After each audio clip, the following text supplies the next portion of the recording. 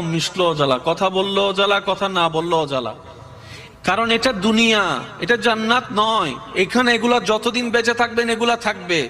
তাই বুদ্ধিমানরা মানুষকে খুশি করতে না চেয়ে মানুষের স্রষ্টাকে খুশি করার পিছনে লেগে যায়। সুবহানাল্লাহ। কারণ স্রষ্টা যখন কোনো বান্দার উপর রাজি হয়ে যায়, ওই স্রষ্টার সমস্ত সৃষ্টি ওই সৃষ্টির বান্দাটাকে মহাব্বত করতে শুরু করে, ওই বান্দাকে মহাব্বত করতে শুরু করে, যে রবের সন্তুষ্টি হাসিলের পক্ষে লেগে যায়। বলেন না সুবহানাল্লাহ। আল্লাহ তাআলা আমাদের সবাইকে সেই নিয়ামত নেওয়ার তৌফিক দান করুন। আমিন।